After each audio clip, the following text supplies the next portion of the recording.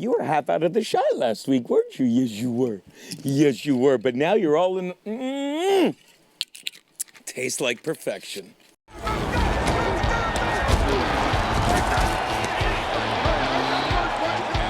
action fakes it for passing zone. Yes, touchdown.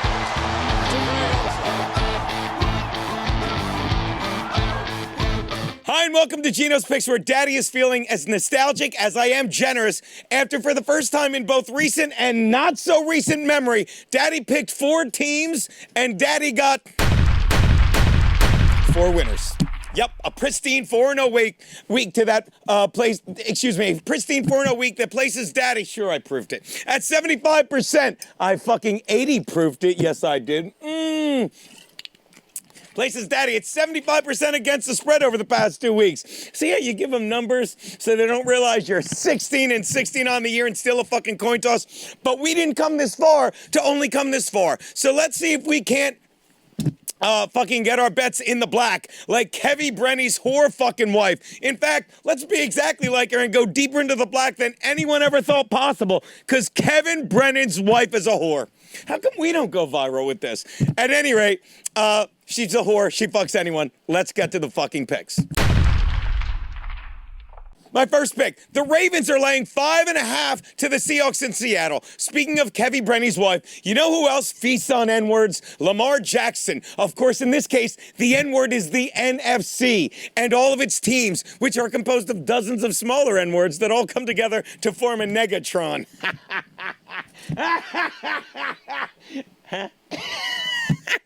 In any case, after last week's trouncing of the Cards in Arizona, Lamar is now 17-1 against the NFC, in which just aren't used to seeing an athlete of his caliber play. And unlike the awful backdoorest of covers the Ravens allowed to then Cardinals QB Josh Dobbs last week, which I'm pretty sure Steve literally found out about 20 minutes ago, Geno Smith brings about as much to the table in the last 2 quarters of a losing game than the American families have been able to bring to theirs in the last 2 years of this losing administration. Political. Kevin Brennan's wife is a whore. At least people in Seattle won't have much of an appetite this Sunday as the Ravens put away the Seahawks quite soundly 2,700 miles west of their Puget one. Come on. Take the Ravens, lay the 5.5. No way that covers.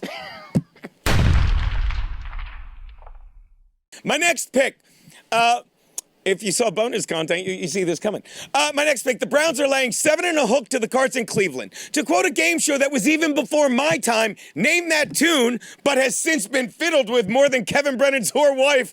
While he's out biking around, I have a picture of this, the neighborhood looking for skincare products, I could name the Browns quarterback Clayton tune in about a dozen notes. Of course, they wouldn't be musical notes as much as they would be Post-it notes.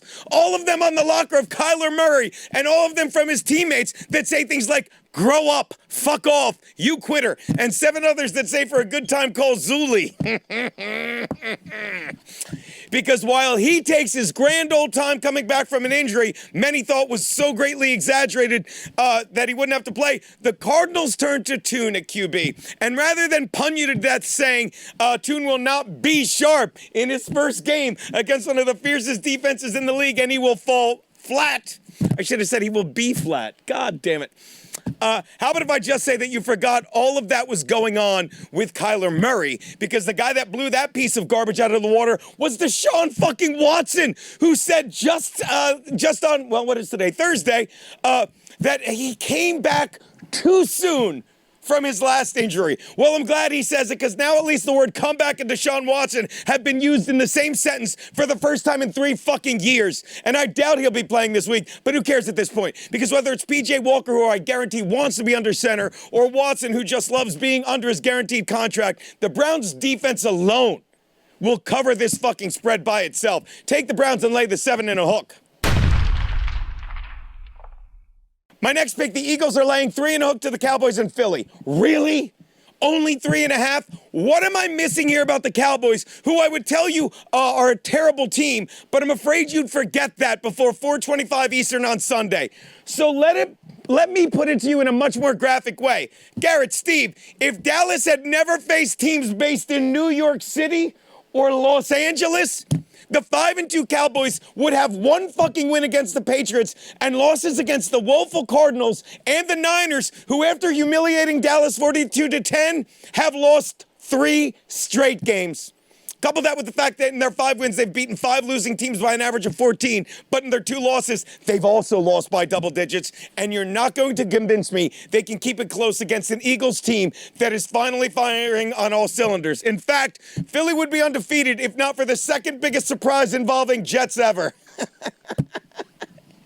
Peekaboo. Hey, knock yourself out, but if you think Dallas is going to keep it close, fine. But Daddy is loading up on the birds. Take Philly and lay the 3 in a hook. Which brings me, why do they play so much on Monday night? Okay. Which brings me to my double your money Monday night bet. Look at us professional. The Chargers are laying 3 and a hook to the Jets at MetLife Stadium. Brandon Staley did what he did best last week. Beat up on a bad team so people will look at the score and think Chargers magically righted a ship that, if it had any more misused black men on it, would be called the Amistad. And speaking of black men lost at sea, take a look at this great defensive play from the Bolts that turned in a huge defensive victory this past Sunday night. As wide open Velus Jones Jr., there's a picture here that you guys can't see, but you know what I'm talking about, just falls flat on his ass trying to catch a football against nobody. Nobody was in this picture. I'm not saying the Chargers have an intrepid defense, but here's the widescreen shot. Because if you're not sure how open Jones Jr. was, take a look. Because you can fit the U.S. intrepid between him and the nearest 3 defenders. The Jets' defense is too good to let the Chargers do what they did to the Bears, as their defense will intimidate their cowardly head coach, and a national TV audience will watch him shrink under the big lights of North Jersey, where I may actually be, depending on this stupid fucking poll Garrett and Steve are trying to rig. I said rig. Go back to the Negatron joke in the first pick. Either way, this is a close one that no one is winning by more than a field goal. Take the Jets and the 3.5 they're getting. Those are Geno's picks.